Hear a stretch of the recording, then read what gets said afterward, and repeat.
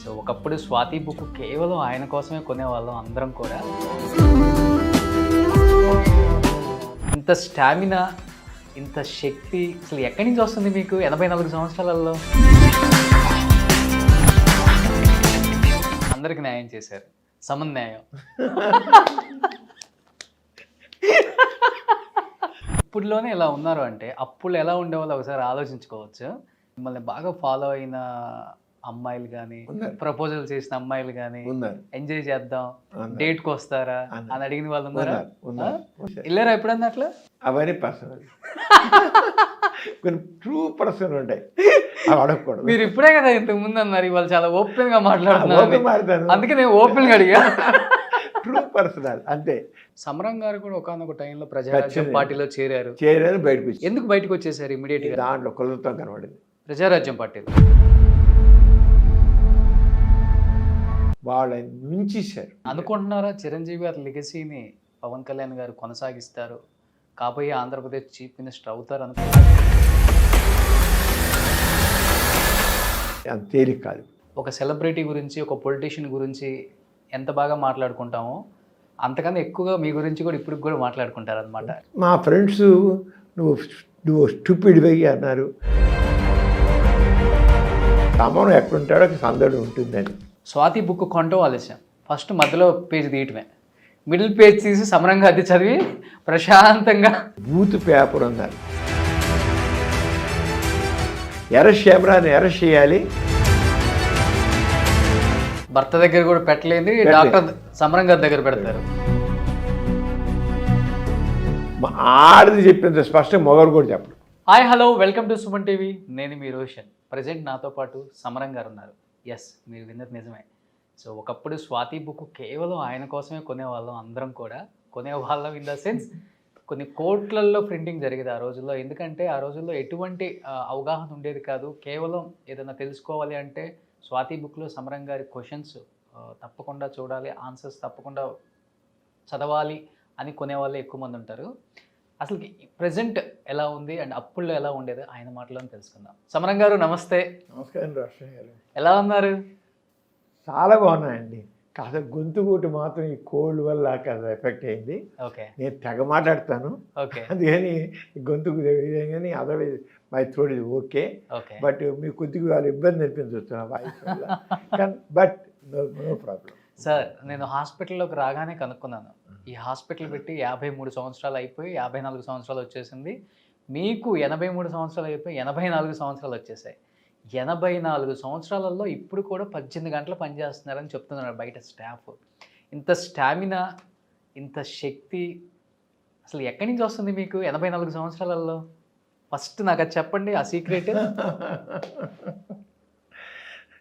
కానీ నాకు తెలియదు, నాకు మాత్రం నేను 6 సూత్రాలు పాటిస్తానండి. చిన్నప్పుడు మాత్రం బాగా ఈత ఇదేవాడిని. నాకు 14-15 సంవత్సరాల నుంచి కృష్ణానదిలో బాగా ఇదేవాడిని. తర్వాత ఎక్సర్సైజ్ బాగా చేసేవాడిని. ఆ రోజు ఈ రోజు కూడా నేను ఇప్పటికీ రోజు walking minimum half an hour చేస్తాను. ఆ వాకింగ్ చేయకుండా నేను చేస్తాను, రోజు స్టార్ట్ అవుతుంది అని వాకింగ్ చేస్తాను. Good habits. నేను మరి ఇంకా స్మోకింగ్, డ్రింకింగ్ అది కొద్ది కూడా లేవు, ఎటువంటి లేవు. ఆహారం మాత్రం మితంగానే భుజిస్తాను, చాలా మితంగా, ఎక్కువగా ఉండదు. మనం నిజంగా మనకు కావాల్సిన ఏంటంటే 4 రెట్లు ఎక్కువ తింటామండి. అందువల్ల మనకి ఏంటంటే ఒబేసిటీ ప్రాబ్లమ్స్ వచ్చి దాంతో రావాల్సిన చేత డయాబెటీస్, హైపర్ టెన్షన్, కొలెస్ట్రాల్ ఇలాంటి ప్రాబ్లమ్స్ వస్తాయి. అవన్నీ నాకు ఇప్పుడు కొద్దిగా వచ్చాయి. నాకు కొద్దిగా డయాబెటీస్ వచ్చింది, బ్లడ్ ప్రెషర్ వచ్చింది, ఏజ్ రిలేటెడ్ మామూలుగా అవన్నీ కొద్దిగా ఉన్నాయి. అయినా అవేమీ అదేం బాధించట్లేదు. అందుకే కానీ మరి నిద్రపోవాలి. నిద్రపోవాలి అందరికీ చెప్తాను 8 అవర్స్ నిద్రపోవాలని. నాకు మాత్రం నిద్రపోవడం టైం ఉండదు. నేను 4 అవర్స్ ఆర్ 5 అవర్సే నిద్రపోతాను. అంతకంటే నిద్రపోవడానికి I can't effort to sleep because my day start morning 5 o'clock start అయిపోతుంది. 5కి లేచిపోతా, వాకింగ్ చేస్తాను. వెంటనే surgeries, I do surgeries also. హాస్పిటల్లో సర్జరీస్ రెగ్యులర్ చేస్తాను. 9 to 10 సర్జరీ చేస్తాను. తర్వాత ఓపీ ఏమో 4 గంటల దాకా, మా ఈవినింగ్ 4 అవుతుంది. రాత్రి మళ్ళీ రాత్రి 10 అవుతుంది. రాత్రి 10 తర్వాత ఇంకా నేను రాయడం అవన్నీ చేస్తుంటాను. వీటి మధ్య తక్కిన పనులు చేస్తుంటాను. ఒకేసారి రకరకాల పనులు చేస్తాను. ఒక్కటి ఏంటి మీ సీక్రెట్ అని అంటే మాత్రం I derive pressure in each and every work. ఎక్కడ కూడా నేను కష్టపడిపోతున్నాను, నేను అలసిపోతున్నాను, నాకు చాలా చిరాగ్గా ఉంది అనుకోను. నేను చేసే పనిలో ప్రతి పనిలోనూ సంతోషం పొందుతా. అదే నాకు ఆనందం ఇస్తుంది. ఎవ్వరు ఏది అడిగినా సరే, ఏమంటే మీటింగ్ ఉందని మీరు రావాలని మాట్లాడంటే ఓకే అంట, వెంటనే ఓకే అంట, మేక్ ఇట్ కన్వీనియంట్, గో అని వెళ్తాను, మాట్లాడతాను. ఇష్టం నాకు. I want to educate the people. నా ఎంతవరకు ఈ సమాజాన్ని మనం చేతులతో చేస్తాము అనేది నాకు కావాలి. నాకు అది ఎక్కడ ఎవ్వరి వీళ్ళు వాళ్ళని లేదు. ఎలాంటి వాళ్ళని ఏ చిన్న ఆర్గనైజేషన్ పెద్ద ఆర్గనైజేషన్ అసలు ఎలాంటిది అసలు ఆలోచిస్తాం. రండి మాట్లాడండి అంటే వెళ్తాను. చివరి ఒక ఎవడో పిలుస్తారు, వెళ్తే మీరు మా దగ్గర మాట్లాడాలండి అంటే వెళితే ఒక టైలర్ అవుతాడు. ఒక చిన్న అరుగు ఉంటుంది, అరుగు మీద నేను వెళ్తే ఒక 10 మంది కూర్చోబెడతాడు, మాట్లాడతాడు దగ్గర. అలా ఇంకొక ఎవడో పిలుస్తారు. ఆ చివరకు నేను గేదెల పాకల్లో కూడా నేను చెప్పాను. అలా ఒక టీ స్టాల్ ఉంటాడు, వెళ్ళిపోతా.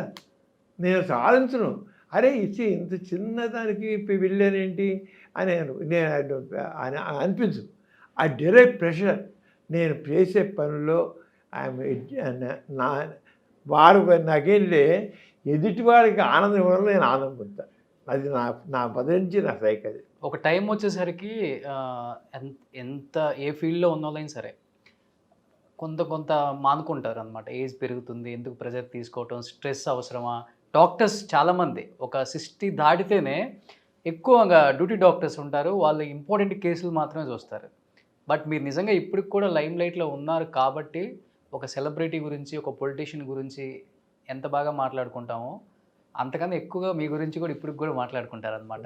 ఎస్పెషల్లీ దానికి సంబంధించిన నేను చెప్పాలంటే నాకు ఛాలెంజ్ ఎక్కడ వచ్చిందంటే కరోనా టైంలో హాస్పిటల్స్ అన్నీ క్లోజ్ చేశారు.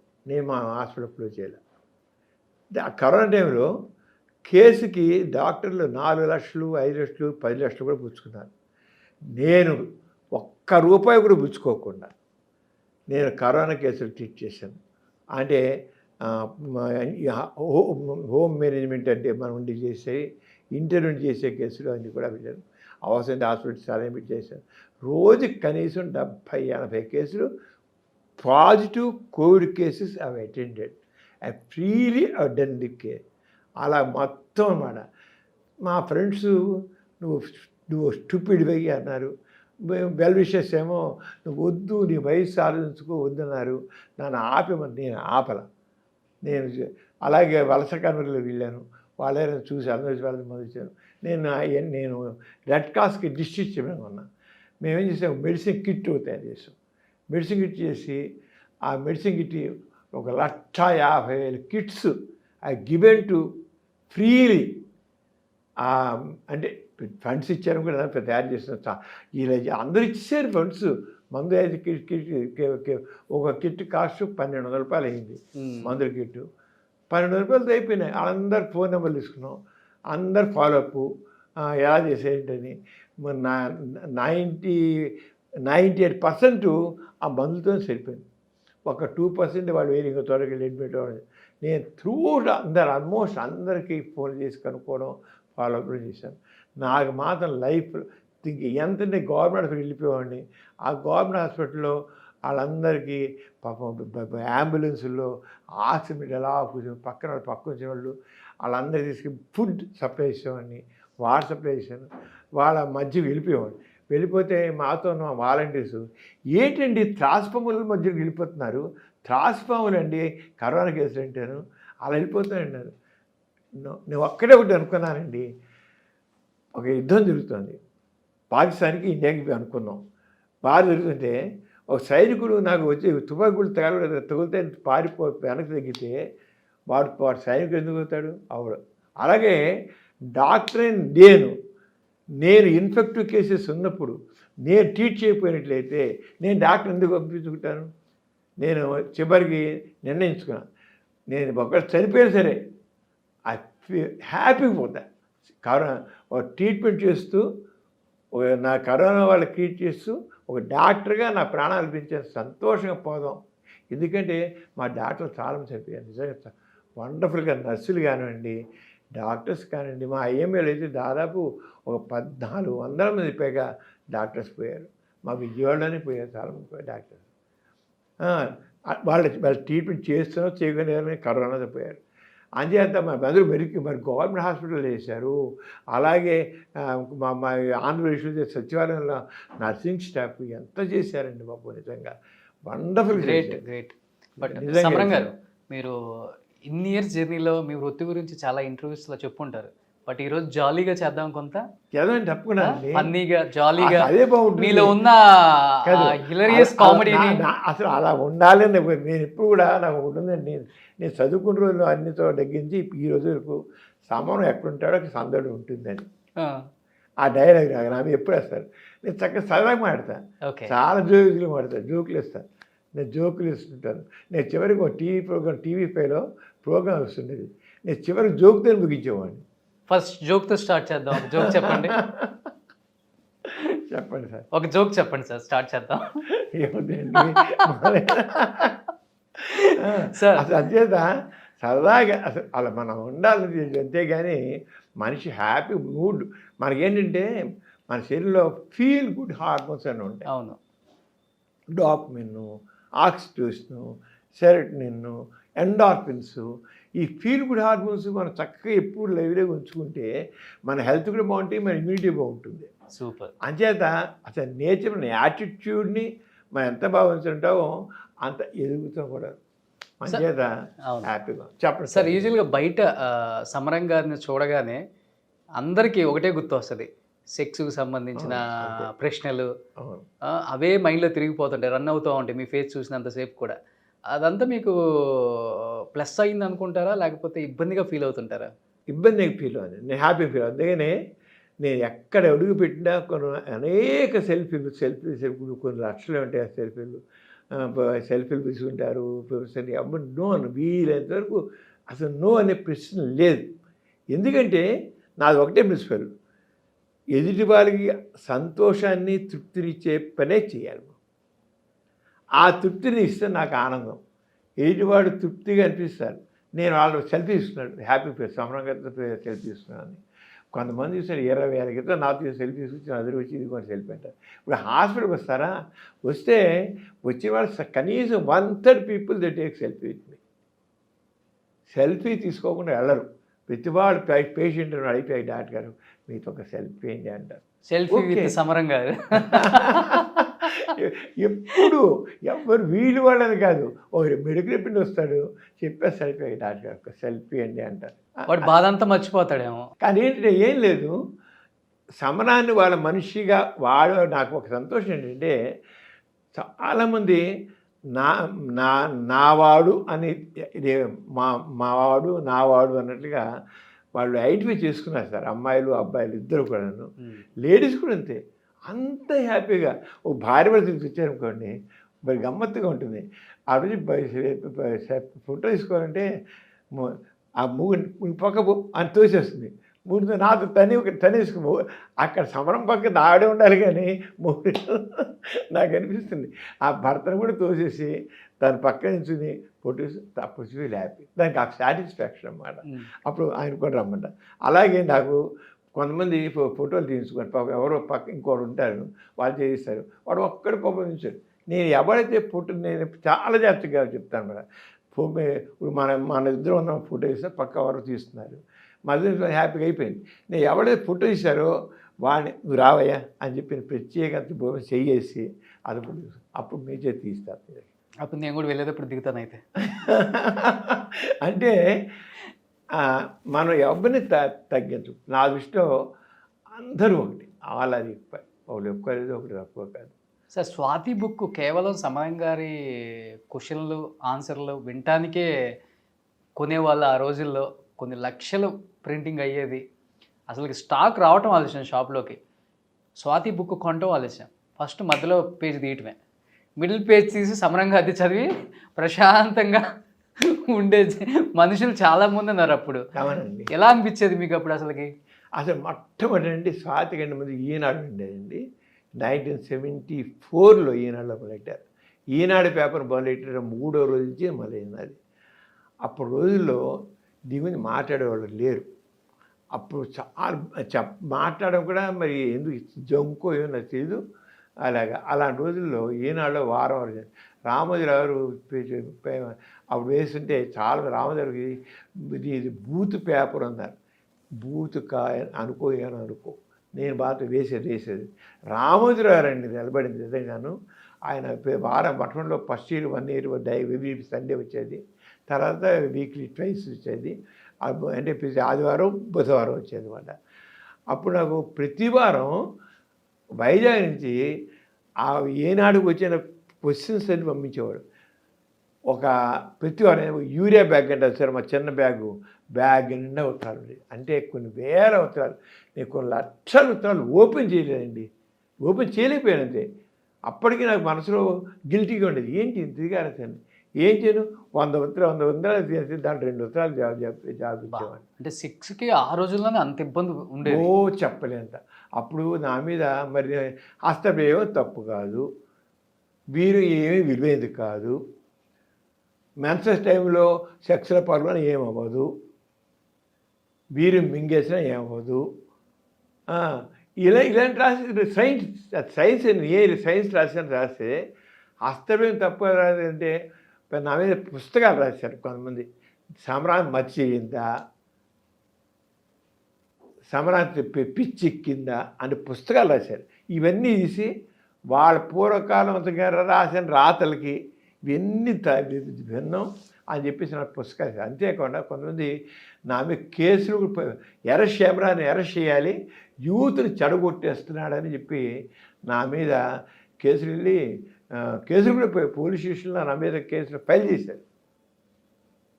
సమరం యూత్ని చెడగొట్టేస్తున్నాడు, సమాజాన్ని చెడగొట్టేస్తున్నాడు, అసలు నైతిక విలువలు పతనం అయిపోతాయి, ఫ్యామిలీ ప్లానింగ్ గురించి చెబుతుంటే ఇలా ఏం పర్వాలేదు, గర్భం నీకు ఇంటికి పిలిచేసుకో, పిలిచేసుకుంటే ఎందుకు నువ్వు కడుపు ఉంచుకుని నువ్వు బాధపడ్డాం కంటే పిలిచేసుకో, నువ్వు ప్రాబ్లం అవ్వకూడదు, ఫ్యామిలీ ప్రాబ్లం కావాలి, నువ్వు నైతిక విలువలని నాశనం చేస్తున్నావు అని నా మీద. ఈరోజు మా పక్క రొటీన్ అయిపోయింది. అప్పుడు రోజుల్లో నేను నాకు మనిషి ముఖ్యం, ఈ నైతిక విలువలు పెట్టి నైతిక విలువలు చెప్పి మనిషి యొక్క జీవితాన్ని నాశనం చేయడం మాత్రం ఒప్పుకున్నాను. మనిషి యొక్క జీవితం ముఖ్యం, మనిషి యొక్క ఆనందం ముఖ్యం. వాడు చేసాడు ఎమోషనల్గా, ఇంకోసారి చేయకు అంతే. నేను ఒకసారి నాకు మొట్టమొదటి ప్రాక్టీస్ నాకు ఒక మంచి లెసన్ నేర్చుకున్నాను అనమాట. ప్రాక్టీస్ మొట్టమొదటి రోజుల్లోనే ఒక బ్యూటిఫుల్ కప్పులు ఎదురుకు వచ్చారు. అతనికి సిఫిలిస్ ఉంది, అంటే కొరుకుడు వ్యాధి అన్నమాట, సుఖవ్యాధి. నేనేం చేశానంటే, బాబు అంత అందమైన భార్యని పెట్టుకుని నువ్వు ఏంటి పన్ను చేసావు, నువ్వు ఇప్పుడు చూడు నీ వల్ల ఆడుకు వచ్చింది, జబ్బు వచ్చింది, ఎందుకు ఇలా చేసావు, అసలు నీకేముందని చిన్న క్లాస్ తీసుకుంటే అతను విన్నాడు, చక్కగా విన్నాడు. విని చివరికి అన్నాడు, డాక్టర్ గారు ఇవన్నీ నాకేం తెలియక కాదు, మీ దగ్గర వచ్చింది నీతి సూత్రాలు చెప్పించుకొని రాలా, మీ దగ్గరికి వచ్చింది వైద్యానికి వచ్చాను, నాకు మందు ఇవ్వండి, నా రోగం తగ్గించండి, మా ఆరోగ్యం తగ్గించండి. నీతి సూత్రాలు చెప్పించుకొని నేను రాలేదు, నాకు తెలుసు మీరు చెప్పి రాలేదు. నాకు నిజంగానండి అతను చంప కొట్టలేదు, కానీ లాగి లెంపకాయ కొట్టేట్టు అనిపించింది నాకు. ఎందుకు అనిపించింది చెప్పంటారా, డాక్టర్గా నా పాత్ర ఏంటంటే ఓ పేషెంట్కి వైద్యం చేయడం. నీ సూత్రాలు చెప్పాల్సిన ఎవరు, సామాజిక కార్యకర్తలు, ఇంకా వేరు మతవేత్తలు ఎవరు ఉంటారు, మధ్య వాళ్ళు చెప్పుకోవాలి. కావాలంటే నా యొక్క నేను ఒక డాక్టర్గా నేను ముందు చేయాల్సిందంటే వైద్యం, తర్వాత ఒక స్నేహితుడిగా బాబు ఇలా ఉండాలి, అలా ఉండాలి, లేకపోతే రోగాలు బాధపడతావు అని తర్వాత చెప్పాలి. కానీ ముందు నేను వైద్యం చేయకుండా నేను నీ సూత్రాలు చెప్పడం తప్పు. నేను ఫస్ట్ థింగ్ ఎవడేం చేశారు తప్పు, ఫస్ట్ థింగ్ అరే మనిషికి బలహీనత సహజం అండి, ప్రతివాడికి ఉంటాయి, నాకుంటాయి, మీకుంటే అనకూడదు నేను, మీకుంటాయి, ఎవరికైనా బలహీనతలు ఉంటాయి. ఆ బలహీనతలు సానుభూతిగా చూడాలి కానీ బలహీనతలను తప్పుగా చూడదు. మా మనిషి యొక్క బలహీనతలు సానుభూతిగా చూడాలి. మనం ఒక స్నేహితుడిగా, ఒక ఫిలాసఫర్గా, ఒక గైడ్గా, ఒక డాక్టర్గా. డాక్టర్ అంటే ఫ్రెండ్, ఫిలాసఫర్, గైడ్. అంటే ఫస్ట్ థింగ్ డాక్టర్. ఆ డాక్టర్ రోల్ మర్చిపోయి తక్కినంత చేస్తే మాత్రం వేస్ట్. నేను డాక్టర్కి మాత్రం ఫస్ట్ టైం అంటే ప్లే మై రోల్. నేను మాత్రం డాక్టర్గా ఒక అమ్మాయి కడుపు రానివ్వండి, ఒక అబ్బాయికి రోగం రానివ్వండి, ఇంకోటి రానివ్వండి, ఫస్ట్ ట్రీట్ దెమ్. లేటర్ అంత అయిపోయాక నేను ఎలా ఉంటే బాగుంటుంది చెప్తాను.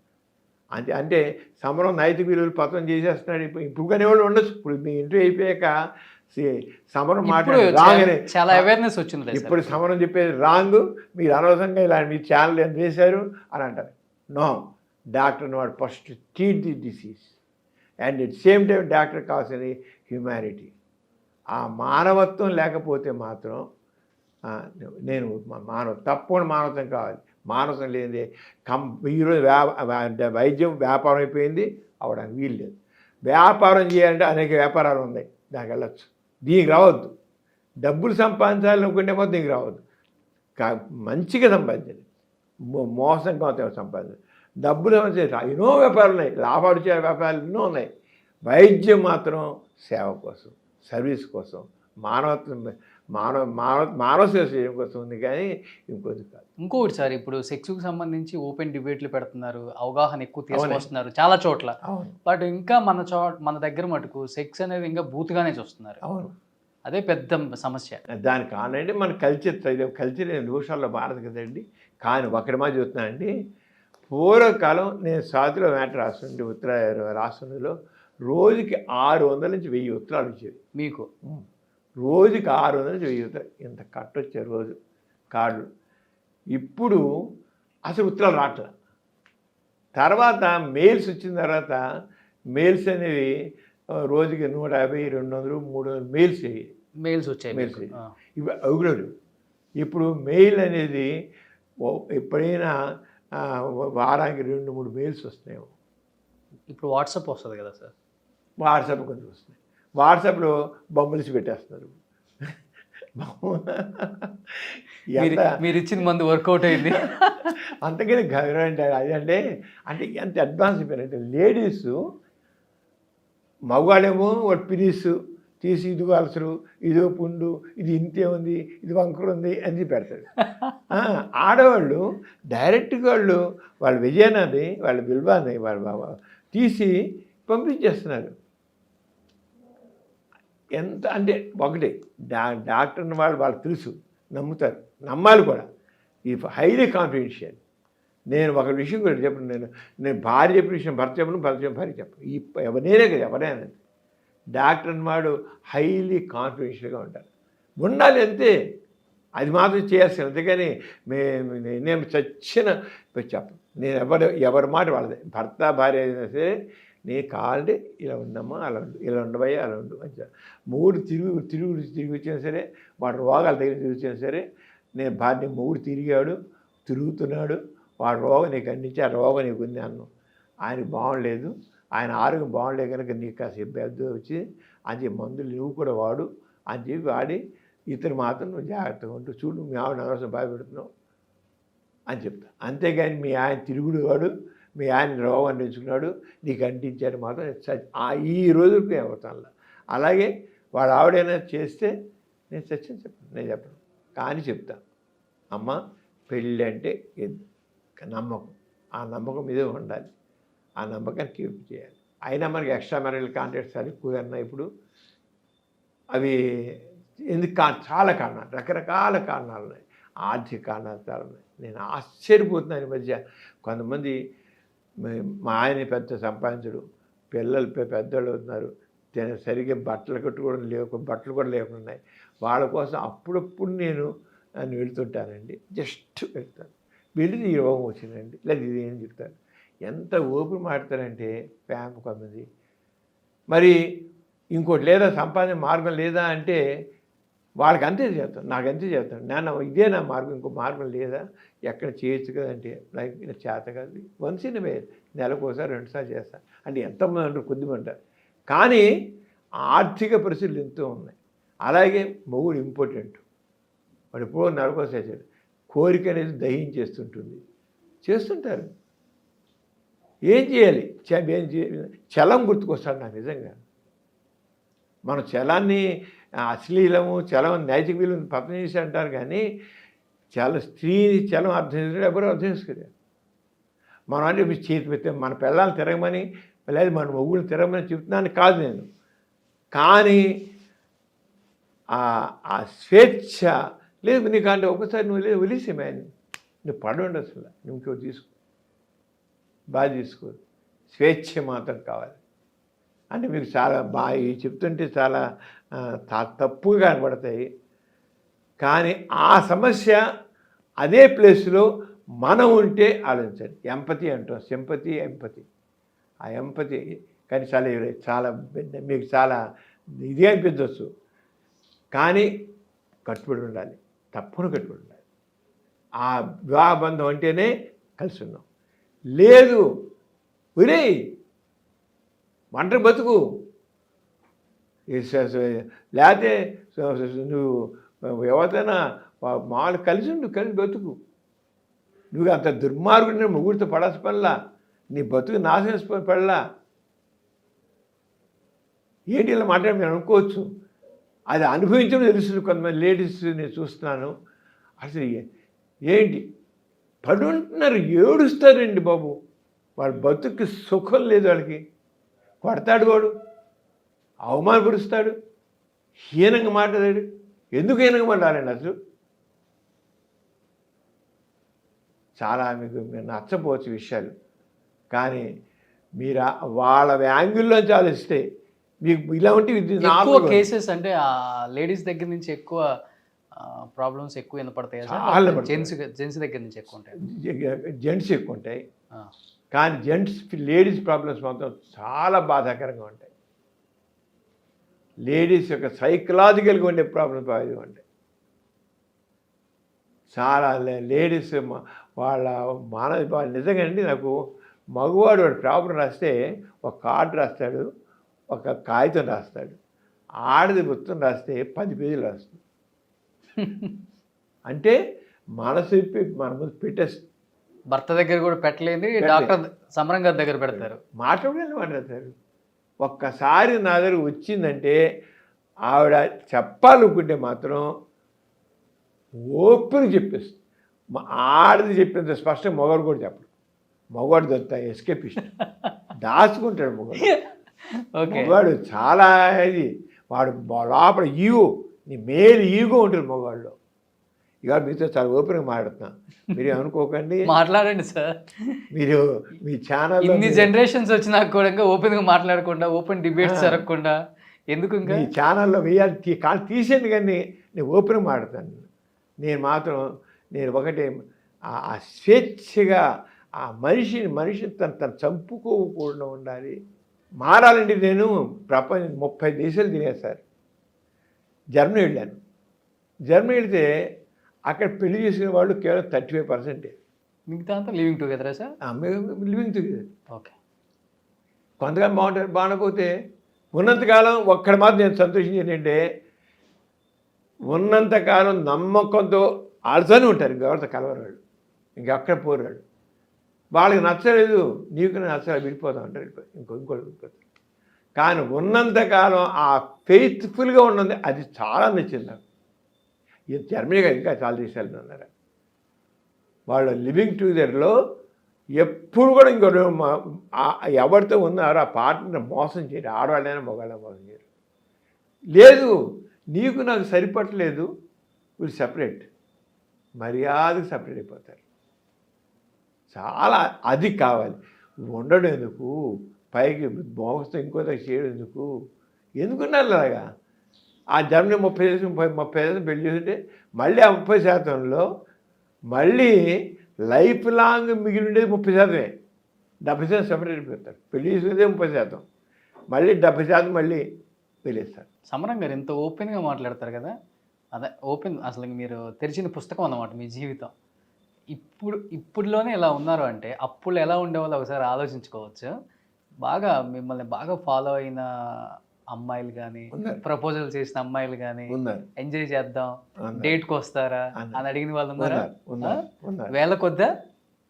వేల కొద్ది అనగా చాలా ఉన్నారు. హ్మ్. Okay sir. ఎళ్లారా ఎప్పుడన్నా అట్లా? ఎళ్లారా?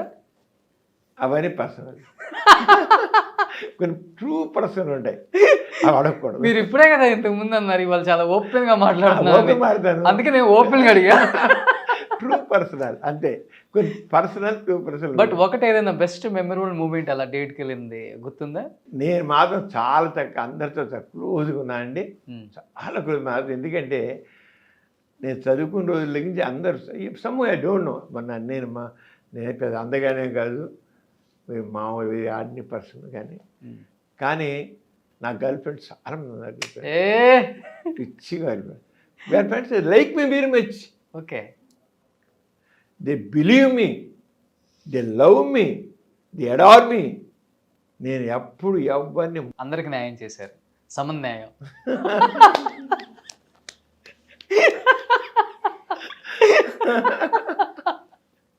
Great sir.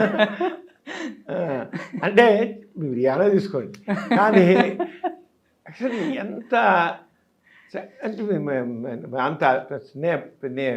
అంత అభిమానించారు, నన్ను అభిమానించారు, చాలా బాగా అభిమానించారు. నన్ను అభిమానించి సినిమా తారలు ఉన్నారు, ఎంతమంది ఈవెన్ టుడే నాకు ఆశ్చర్యం. ఈ ఏజ్లో కూడా నన్ను నావే మనసు పడి ఒక్క బుద్ధి పెట్టుకుంటామండి అంటారు. మేడం చూడండి మేడం ఇంటర్వ్యూ తప్పకుండా. మా మేడం తెలుసు, ఎందుకు మా మేడం పక్కన ఆడవాళ్ళలాగా ఎక్కడ వెళితే ఇద్దరం కలిసి వెళ్తే మా మేడం ఏమో ఆ పక్కన మీరు నాకు చూసేస్తాను పక్కన ఉండి అంటారు. పక్కన చూసి ఇంటికి వెళ్ళేటప్పుడు మీ ఆయన, ఇప్పుడు మా ఆయన. ఆయనకి అది కానీ మావిడికి అలవాడిపోయింది. ఓకే. మా పూర్తిగా అలవాడిపోయింది, ఇబ్బంది అయిపోయింది మావిడ. సో మీరు బేసికల్గా హేతువాది కదా మీ నాన్నగారు లాగా? నాస్తికుడండి నేను. నాస్తికుడు, హేతువాది హేతువాది అన్నా నాస్తికుడు ఒకటే. నాస్తికుడు I don't believe like God, I believe in human being అంతే. I don't believe any extraordinary person. అది దేవుడు సృష్టించిందే ఇదంతా, ఈ ప్రపంచం దేవుడే సృష్టించలేదు. దేవుడు ఈ సృష్టి దానికి బిగ్ బాంగ్ థియరీ అంటాం. ఇంకా తెలుసుకుందాం, దేవుడు వద్ద లేడు. దేవుడు ఎక్కడ ఫోటో కూడా లేదనుకుంటా. ఎక్కడ ఇంట్లో కూడా ఉండదా? ఎక్కడ ఉండదు. ఎలా ఉందండి అది అబద్ధం. దేవుడు ఊహ ఒక అబద్ధం. అసలు దేవుడి వల్లే ఈరోజు ఈ సమాజం తగిలిస్తుంది. ఈ దేవుడి వల్లే ఈయన అసమానతలు ఉన్నాయి. దేవుడి వల్లే మనిషి ఇది అవుతున్నారు. ఇంత ఇదిగా మనిషి తేడా ఉంది. దేవుడు దైవభావం వల్లే అసలు మనకు పురోగతి తగ్గిపోయింది. ఎప్పుడైతే మనిషి ఆ దైవభావం వదిలి బయటపడ్డాడో, వాడు స్లేవ్ మైండ్ పోయిందో, స్లేవ్ మైండ్ ఆ స్లేవ్ మైండ్ పోగానే వాడు లిబరేట్ అయ్యాడు. బానిసత్వం నుంచి, బానిస భావాల నుంచి క్రియేటివిటీ వచ్చింది, మంచి నాగరికత వచ్చింది. ఎంత మేరకు వాడు దేవుడిని నమ్ముతూ కూర్చున్నాడో, స్లేవ్ మైండ్తో ఉన్నాడో సమాజం నాగరికత రాలేదు. ఎప్పుడైతే నాస్తికి చైతన్యం వచ్చిందో, క్రియేటివిటీ వచ్చింది, దాంట్లో నాగరికత వచ్చింది, సమాజం ముందుకు వెళ్ళింది. మరి ఈ సైంటిస్ట్ అందరూ ఏంటి, వాడు ఊరికే ఉంటే ఉన్నారో అనుకున్నారు, కానీ they never given any importance to God. అయితే కొంతమంది స్లేవ్ మైండ్ ఇంకా మిగిలిన బట్టి ఎంతైనా దేవుని యొక్క సహాయం ఉండాలి కదా అనుకోవడం తప్ప, కానీ ది బిలీవ్ ఇన్ దిస్ వాళ్ళ క్రియేటివిటీని, వాళ్ళ సెల్ఫ్ ఎఫర్ట్ని నమ్మారు. వాళ్ళు ఎవరైతే వాళ్ళ సెల్ఫ్ ఎఫర్ట్ నమ్మారో వాళ్ళే ముందుకెళ్ళారు. ఎవరైతే నిజంగా దేవుని అంత ఆ దేవుని దయలేకపోతే ఏం చేయడం ఏం జరగదు. అండ్ నాన్నగారు కూడా గోపరాజు గోరా గారు భారతదేశంలోనే గర్వంగా చెప్పుకునే ఒక పేరు ఆయన. అవును. ఎలా అనిపిస్తుంది ఆయన కొడుకై పుట్టినందుకు? ఎందుకంటే ఆయన గాంధీ గారితో కూడా కలిసి పనిచేశారు, ఎన్నో అనుభవాలు షేర్ చేసుకుంటారు మీతో పాటు. గాంధీ గారితో నేను కూడా గాంధీ గారిని చూసాను. మా పెద్ద వివాహం గాంధీ గారి ఆశ్రమంలోనే జరిగింది. అసలు గాంధీ గారు చేయాల్సింది మాకు no caste no religion. Gandhi గారు అంతా అంటరాంత అన్నం గురించి మాట్లాడేవారు కదా, అప్పుడు మా నాన్నగారు ఏమన్నారంటే నేను నా కూతుర్ని ది సో కాల్డ్ అన్టచబుల్కి ఇస్తాను. అది కూడా ఏదో ఐఏఎస్. మా నాన్నగారు professor botany, head of department. ఆయన రిజైన్ చేసి బయటకు వచ్చేసారు. వచ్చేసిన తర్వాత నేను ఎవరో ఐఏఎస్కి ఐపీఎస్ వాడికి ఆడుకోరు, ఒక అతి మామూలు ఒక ఎవరో మాలవాడే మాదివాడ అలా ఉన్న చోట నుంచి నేను అలాంటి వ్యక్తిని తీసుకొచ్చి నేను మా అమ్మాయికి ఇస్తాను, మా అమ్మాయి ఇష్టపడింది ఇస్తాను అన్నాను. మా అక్క ఇష్టపడింది. మా నాన్నగారు గాంధీ గారు అయితే నువ్వు చాలా తొందరపడుతున్నావు, నేను పరిచయాలి 2 సంవత్సరాలు నది ఉంచుకున్నారు మా బావగారిని.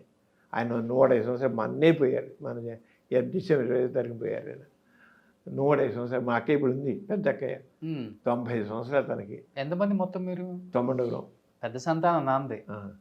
మరి నాన్నగారేమో అంతమందిని భూమి మీద అది తీసుకొచ్చారు. అప్పుడు రోజులండి, అప్పుడు కుటుంబం మీరు ఎందుకని ఫ్యామిలీ ప్లానింగ్ చాలు చేయించాలని చెప్పేసి మీ సొంత డబ్బులతో చాలా శిక్షణలు పెట్టారు, ఫ్యామిలీ ప్లానింగ్ కూడా చేయించారు. అప్పటి రోజుల్లో ఆపరేషన్ లేవు, అవకాశాలు లేవు, వచ్చినప్పుడు చేయాలి.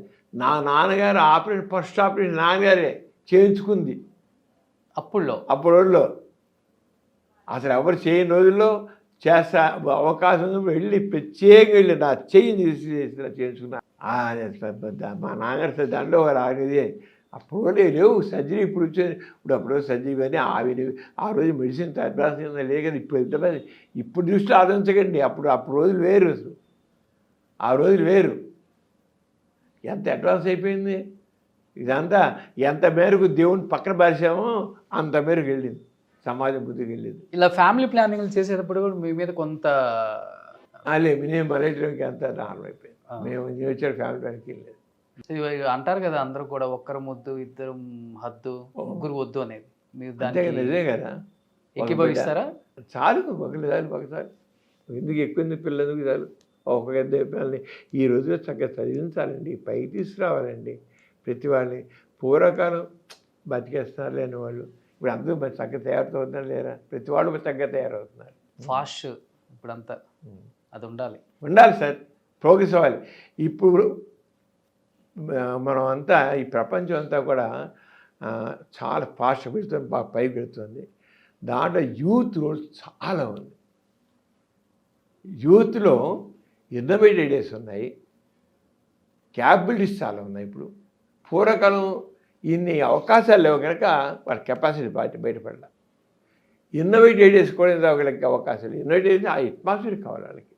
ఇన్నోవేటివ్ అంచేత డాషింగ్ నేచర్, డేరింగ్ నేచర్ వచ్చింది. ఇప్పుడు ప్రతి వాళ్ళు ఎలా చేస్తున్నారు పని. యూత్ పవర్ అనేది చాలా గొప్ప పవర్. యూత్ పవర్ మనం ఉపయోగించుకోవట్లేదు, కానీ యూత్ సరిగ్గా ఉపయోగించుకుంటున్నారు కొంతమంది, కానీ బాగా ఇంకా ఉపయోగించుకోవాలి. ఉపయోగించుకునే మాత్రం ఈ ప్రపంచం మారిపోతుంది, చక్కగా మారిపోతుంది, మంచిగా మారిపోతుంది. సరే డైరెక్ట్ ఈ పొలిటీషియన్స్ అండి చెరగొట్టేదంతాను. పొలిటీషియన్సే మొత్తం అంతా వాళ్ళ స్వార్థం కోసం కులాలను పెంచుతున్నారు, మత మౌఢ్యాన్ని పెంచుతున్నారు, మతత్వాన్ని పెంచుతున్నారు, కులతత్వాన్ని పెంచుతున్నారు. కులాల మనుషుల మధ్య లేనిపోయినని తెచ్చిపెడుతున్నారు. ఒక పక్క సెక్యులర్ స్టేట్ మంది, మత ప్రమేయం లేని రాజ్యాంగం మంది.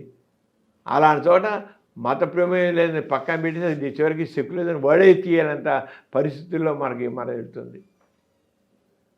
ఒక మతత్వాన్ని, కులతత్వాన్ని, విచ్ఛిన్న ధోరణిని, వీటన్నిటికీ ఈ పొలిటికల్ పార్టీస్ కారణం. ఇప్పుడు యూతే నా దృష్టికి వీళ్ళ ఆటలు సాగవండి. పొలిటికల్ పార్టీస్ కారణం అంటున్నారు. సమరం గారు కూడా ఒకనొక టైంలో ప్రజారాజ్యం పార్టీలో చేరారు. బయటకు వచ్చి ఎందుకు బయటకు వచ్చేసారు? ఎందుకు బయటకు వచ్చారంటే ఆ చివరికి దాంట్లో కులతత్వం కనబడింది ప్రజారాజ్యం పార్టీలో. ఒక కుల ఆధిపత్యంలాగా ఎవరి దగ్గర కనిపించింది అంటారు? చిరంజీవి గారిలో కనబడాలి. చిరంజీవి గారు very nice person, I like him very much. దాంట్లో అందరు దూరిపోయారు, అందరు రకరకాల మనుషులు దూరిపోయి చిరంజీవి గారు ఏ మంచి ఉద్దేశంతో ప్రజారాజ్యం పార్టీ స్థాపించి ఆయన ఆ ప్రజారాజ్యం పార్టీ పెట్టమని చెప్పిన వాళ్ళు నేను ఒకరిని బాగా ప్రోత్సహించాను. చిరంజీవి గారు very close to him. I know him very close. ఆయన చాలా మంచి మనిషి అండి. Even now is heart very nice. Chiranjeevi గారి మనసు మాత్రం వెన్నలాంటిది, చాలా మంచి మనిషి. ఆయన నాతో నేను ఇంత కూడా అనలేను. నేను చాలా మంచి మనిషి చిరంజీవి గారు. పవన్ కళ్యాణ్ గారు కూడా కొంత భావాలతో వస్తున్నారు. కొద్దిగా మెచ్యూరిటీ రావాలి పవన్ కళ్యాణ్ గారిలో. ఆయనలో కూడా కొంత ఆవేదన ఉంది, ఆవేశం ఉంది. ఆవేదనలో అనేది ఆవేదన ఉంది. ఆయన కొద్దిగా మెచ్యూరిటీ వస్తే పవన్ కళ్యాణ్లో ఇంకా బాగుంటుంది. చిరంజీవి గారిలో మొదటి నుంచి మాత్రం చక్కని ఆయన ఒక బ్యాలెన్స్డ్ మైండ్. కానీ ఏంటంటే పక్కన వాళ్ళందరూ ఆయనకి ఏంటి చాలా మెతక మనిషి. ఆ మెతక మనిషి ఈనాటి రాజకీయ నాయకులు ఉన్నారే, వీళ్ళకి పాపం ఆయన తట్టుకోలేకపోయాడు. వాళ్ళు ఆయన నుంచేశారు. నేను అందుకే చిరంజీవిని హైజాక్ చేశారని చెప్పాను. చిరంజీవి గారి మంచితనాన్ని, చిరంజీవి గారి వ్యక్తిత్వాన్ని వాళ్ళు హైజాక్ చేశారు. చిరంజీవి గారు ఇంకొద్దిగా ఆయన మంచితనాన్ని ఇంకొద్దిగా ఎంచుకుంటే ఆయన ఉండగలిగి ఉంటే నిలబడి ఇవ్వలేదండి. నిలబడి ఉండగలిగి ఉంటే ఆంధ్ర రాజకీయాలు బాగుండే, తప్పకుండా బాగుండే, చాలా బాగుండే. చాలా మంచి మనిషి అండి చిరంజీవి గారు. ఇప్పుడు టచ్లో ఉంటారా సార్? ఈ మధ్య కలలేదు, కొంతకాలం కింద కలిసాను. అప్పుడు ఆయనకి దానికి అవకాశం రాలేదు, అవసరం రాలేదు, అవకాశం రాలేదు. అనుకుంటున్నారా చిరంజీవి గారి లెగసీని పవన్ కళ్యాణ్ గారు కొనసాగిస్తారు, కాబోయే ఆంధ్రప్రదేశ్ చీఫ్ మినిస్టర్ అవుతారు అనుకుంటున్నారు? అది అనుకోవట్లేదండి. అంత తేలిక కాదు. ఎందుకంటే జగన్మోహన్ రెడ్డి గారు ఈయన్ని తక్కువ అంచనా వేయకూడదు. ఆయన అంటే ఒక రకంగా చెప్పండి, జగన్మోహన్ రెడ్డి గారు సీఎం అని అన్నకంటే బెస్ట్ సీఈఓ, బెస్ట్ అడ్మినిస్ట్రేటర్. ఆయన ఏంటంటే ఆయన అనుకుని జరగాలంటే ఈ మంత్రులు ఇప్పుడున్న ఎమ్మెల్యేలు కానీ మినిస్టర్స్ కానీ వీళ్ళందరూ ఈ పూర్వకాలం పొలిటికల్ యాటిట్యూడ్ ఉంటే, ఈ అధికారాలు చెలాయిస్తూ ఉంటే ఇది అనుకుని జరగదు. పూర్వకాలం ఎమ్మెల్యే వెళ్ళిపోయి కలెక్టర్ మీద ఇచ్చేయి అచ్చేయి అని ఆర్డర్ వేసేవాడు. ఆయన ప్రకారంగా ఈడకే చేయి, ఆడకొద్దు వీడకొద్దు అని చెప్పేవాడు. ఒక ఎమ్మెల్యేయో ఎంపీయో మినిస్టరో చేస్తే కలెక్టర్ వేసేవాడు, ఊరుకునేవాడు. ఇప్పుడు అలా కాదు. ఇప్పుడు ఈ ఎమ్మెల్యేలు ఎంపీలు మినిస్టర్ల ఆటలు కలెక్టర్లు సాగం. డైరెక్ట్గా సీఎం ఏం చెప్తాడో, సీఎం వాళ్ళ వీడియో కాన్ఫరెన్స్ ఏం చెప్తాడో అది కలెక్ట్ చేయాలి.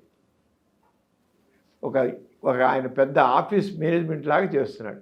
ఇది ఎంతవరకు కరెక్టు అనేదంటే మన భవిష్యత్తు చెప్పాలి. కానీ ఒకటి ప్రజాస్వామికంలో మాత్రం తప్పకుండా ప్రజావాక్యానికి ఉండాలి, విలువ ఉండాలి. మినిస్టర్స్ కానీ ఎమ్మెల్యేలు కానీ ఎంపీలు కానీ మినిస్టర్స్ కానీ ఉండి తీరాలి. ఎందుకంటే by the people, of the people, for the people కదా.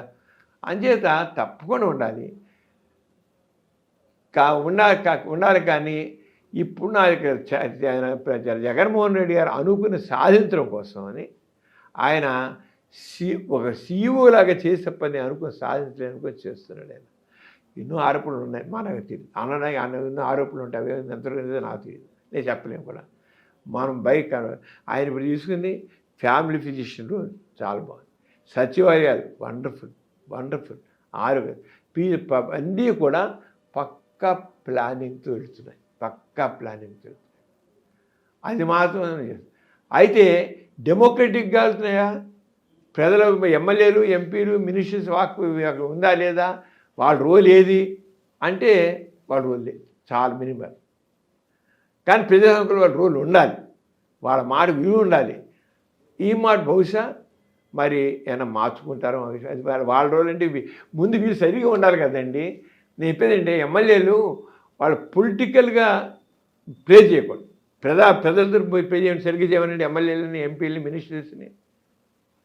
పొలిటికల్ ప్లే చేస్తారు చేయబట్టే జగన్మోహన్ రెడ్డి గారు ఏం చేశారు, నా ఉద్దేశం ఎందుకు సీఈఓగా మారారంటే ఈ ఎమ్మెల్యేలు ఎంపీలు మినిస్టర్లు పొలిటికల్గా ఉండి వాళ్ళ స్వార్థంతో ఉంటే ఆయన అనుకుంది అవ్వదు కనుక వీళ్ళని కొద్దిగా అలా తక్కువగా ఉంచారు. ఇన్ని పేరు ప్రఖ్యాతులు వచ్చినా కానీ మీరు ఎందుకని సార్ ప్రజా ప్రతినిధిగా నిలబడకుండా ఉన్నారు అంటే ఏదైనా బలమైన కారణం ఉందా? నాకు ఇప్పుడు నన్ను ఎందుకంటే మీరు నిలబడితే చాలు ఓట్లు వేసే వాళ్ళు ఉంటారు కానీ కోకొల్లలుగా ఉంటారు అన్ని నియోజకవర్గాలు. నేను ఎమ్మెల్సీగా కంటెస్ట్ చేశాను సార్. కంటెస్ట్ చేసి 40 మంది నిల్చున్నారు. గ్రాడ్యుయేట్ కాన్స్టిట్యూన్సీలో నిల్చున్నాను నేను. నిల్చుంటే 40 మంది ఉన్నారు. దాంట్లో ఒక పెద్ద ఆయన, చాలా డబ్బునైనా, ఎడ్యుకేషన్ ఇన్స్టిట్యూషన్స్ బాగా ఉన్నాయి ఆయనకి. ఆయన బాగా ఓటర్స్ బాగా చేర్చేసుకున్నాడు. ఆ పిల్లల తల్లిదండ్రులందరూ చేర్చేసుకున్నాడు. వాళ్ళందరి చేత ఓట్లు వేయించుకున్నాడు. అది దాంట్లో భారతీయ జనతా పార్టీ వాళ్ళ నేను అప్పటికీ సెకండ్. నేను పోయాను. నేను సెకండ్ వచ్చాను. ఆయన కాకుండా ఉన్నట్లయితే నేను నెగ్గుండేవాడిని. అంటే ఇప్పుడు పొలిటికల్ పార్టీల్లో చాలా స్ట్రాటజీస్ ఉన్నాయి. డబ్బు కావాలి.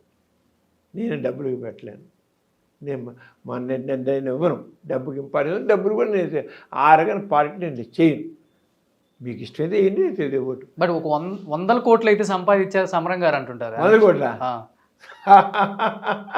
సమరం గారు ఆస్తులు అంటే ఏంటి? ఈ హాస్పిటలేనా? ఇంతే. ఈ స్థలం మా మా మా బావగారు, నేను మా అక్కయ్య కూతురిని చేసుకున్నాను. మాకు ఆయన వాళ్ళందరికీ ఆస్తులు చేసి మా అమ్మాయి మా ఆడపీట రాసిన స్థలం ఇది. ఆ స్థలంలో నేను ఈ 1 బై 1 బిల్డింగు 50 సంవత్సరాల పాటు నేను బ్యాంకులో ప్రతిసారి 10 లక్షలు 10 లక్షలు 10 లక్షలు 10 లక్షలు తీసుకుంటూ బిల్డింగ్ కట్టుకొచ్చి నేను ఈ అప్పు అలాగే తీర్చుకుంటూ 50 సంవత్సరాలు ఈ రూపం తెచ్చాను.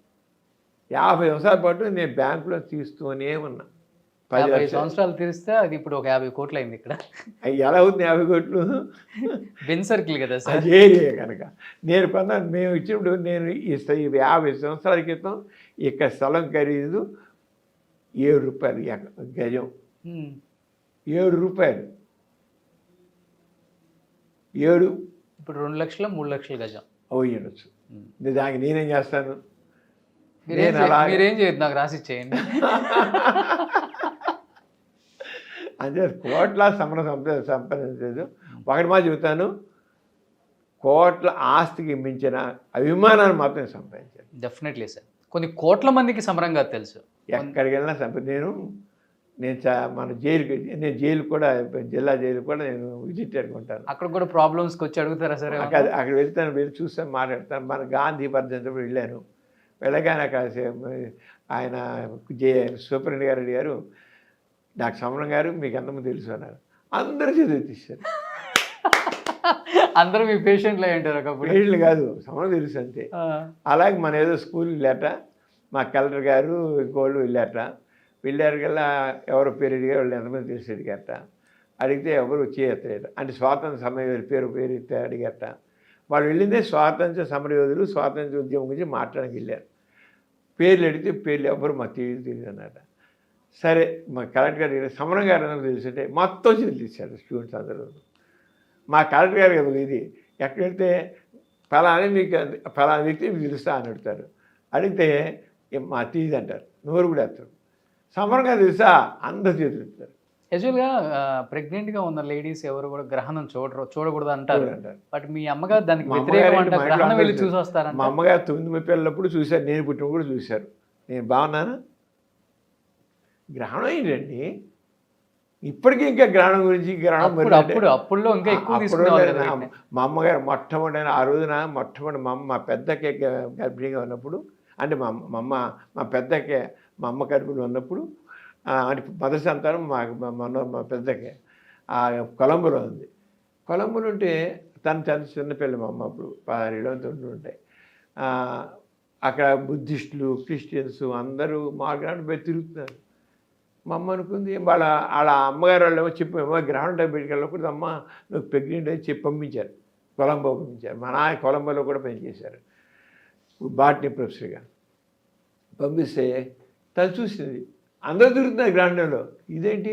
వెంటనే మా నాన్నగారితో, అంటే మా ఇంట్లో వాళ్ళు మా అమ్మ వాళ్ళు అని చెప్పారు, కానీ ఏంటి ఇలా తిరుగుతున్నారు, అయితే నేను బయట వెళ్తాను అని చెప్పి బయట గ్రహణం చూసి కూరగాయలు కోసి పళ్ళు తిని అన్ని శుభ్రం ఊరంతా తిరిగి కొలంబోలో వచ్చి చక్కని పిల్ల పుట్టి ఇప్పటికి మా అక్కయ్యకి 95 ఏళ్ళు శుభ్రంగా ఆరోగ్యంగా చక్కగా ఉంది. అయితే గ్రహణం చూడటం బెస్ట్. అలా మా ఇంట్లో అందరికి చివరికి అది ఇప్పుడు ఆల్మోస్ట్ పోయింది. అయినా ఉన్నారు ఇంకా ఆలోచించకుండా ఉండే మనుషులు. గ్రహణం ఏంటంటే కూడా చదువుతారు. విచిత్రం ఏంటంటే సైన్స్ చదువుతారు వీళ్ళు. గ్రహణం అంటే ఏంటి ఇవన్నీ తెలుసు. అయినా సరే అంటే మనలో ఆ బ్రెయిన్లో ఆ ఆలోచనలు మతపరంగా వచ్చేసాయి, కల్చర్ పరంగా వచ్చేసారా.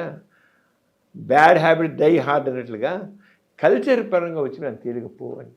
సార్ లాస్ట్ అండ్ ఫైనల్గా, సో కొన్ని లక్షల మందికి ట్రీట్ చేశారు, ఎంతోమందికి ఉపాధిని కలిగించారు, చూస్తే కొన్ని వందల అవార్డ్స్ రివార్డ్స్ ఎక్కడి నుంచో అందరి దగ్గర నుంచి తీసుకున్నారు. Presidents, chief ministers, prime ministers, room అంతా నిండిపోయింది. ఇంకేంటి sir, what you want to achieve? ఏం లేదండి, మనం ఒకటి ఈ సమాజం ముందుకు ఇలా పనిచేయాలి. నేను కోరేది ప్రతివాడు స్వార్థంతో మాత్రం ఉండకూడదు. తను ఎదుటి వాళ్ళకి తోడ్పడాలి అనేది మాత్రం కావాలి. నేను ఎప్పుడు అదే చేస్తాను. నేను ప్రాక్టీస్ పెట్టిన మొట్టమొదటి 30 సంవత్సరాలు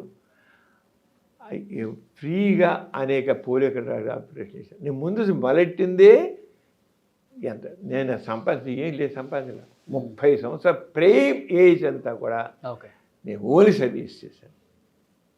పోలియో సర్జరీస్, క్యాటరాక్ట్ ఆపరేషన్స్, కుటుంబ ఆపరేషన్స్, ఇన్నని కాదు. మీరు ఎంతమందికి ఏం చేయాల్సి చేసేది చేస్తాను. అంచేత ఇప్పుడే తర్వాత కొద్ది ఇప్పుడే కాస్త నిదానం సెటిల్ అయ్యాను. అంతవరకు ఏమీ లేదు. అంటే ఒకటే సంపాదించాలనే ఆలోచన బుర్రలో ఏనాడు లేదు. నేను మొట్టమొదటి ఆయన వెళ్ళినోడు నాకు ఇంటర్వ్యూలు అడిగారు, నువ్వు ఎందుకు మెడిసిన్లో జాయిన్ అవుతున్నావు అని అడిగారు. I want to serve suffering humanity అన్నాను. నేను స్టిక్ అని ఆ రోజుకి ఈ రోజుకి నేను స్టిక్ అని ఉన్నాను. సూపర్. అంచేత కోరేది అంటే ప్రతి వాళ్ళు తాము చేసే పనిలో పక్కవారికి తోడ్పడండి. ఇంకోటి ఏంటి, సమాజాన్ని అభివృద్ధి చేయడం కృషి చేయండి. మూఢనమ్మకాలు వద్దు. మూఢనమ్మకాలు మనిషికి ముందుకు వెళ్ళకుండా ఆపుతాయి. సైంటిఫిక్ శాస్త్రీయ విజ్ఞానం, శాస్త్రీయ దృక్పథం కావాలి. అది తీసుకోండి. చూసుకుంటే శాస్త్రీయ విజ్ఞానం, శాస్త్రీయ దృక్పథంతో ముందుకు వెళ్ళండి. మీరు ఎవ్వరికి దాసం అవ్వద్దండి.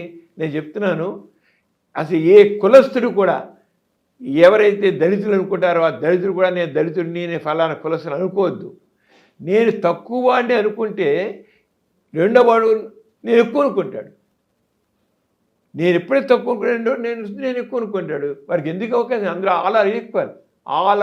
All human beings are equal, సమానం. మానవులంతా ఒక్కటే. వాడు ఎక్కువ కాదు, తక్కువ కాదు. అంచేత నేను తక్కువ అని అనుకుంటే రెండో వాడిని ఎక్కువ అనుకుంటాడు. అంతే, అంతరాలు అలాగే ఉంటాయి. Super sir. ఈ అంతరాలు పనికావు. అంచేత ఎవ్వడు కూడా నేను తక్కువ అనుకోవద్దు. నేను తక్కువ అని అనుకున్నాడా వాడు రెండో వాడు నేను ఎక్కువ అనుకుంటాడు. వాడు తక్కువగానే మాట్లాడతాడు. అది గుర్తించాలి. వీ తక్కువ పోడు ఎక్కువ అనుకుని వీ తక్కువ హీనంగా మాట్లాడతాడు. ఎందుకు అనిపించుకోలేడు హీనంగా? అసలు ఎందుకు హీనంగా అనిపించుకోవాలి? మనిషిని వాడు అందరూ ఒకటే. ఈ సమాజం, ఈ ఆస్తికి సమాజం మనుషుల్ని ఈ రంగా ఎక్కువ చేసింది. All are equal. Great sir. So thank you so much. నమస్తే. అడగగానే టైం ఇచ్చారు. So I'm very happy to see you sir first of all. And మిమ్మల్ని చూస్తే సార్ ఐఎమ్ వెరీ హ్యాపీ. మీరు చాలా చక్కగా ఇంటర్వ్యూ చేశారు. చాలా బాగుంది. ఇలాగే మాట్లాడాలి, ఇలాగ ఉండాలి, ఇలా చేయాలి. ఇలాగే మీరు అందరూ చాలా ధైర్యం మీద కనబడుతుంది. మీ కుర్రోళ్ళు మీరు ఇంకా ఇలాగే తయారు. Thank you sir. నమస్తే.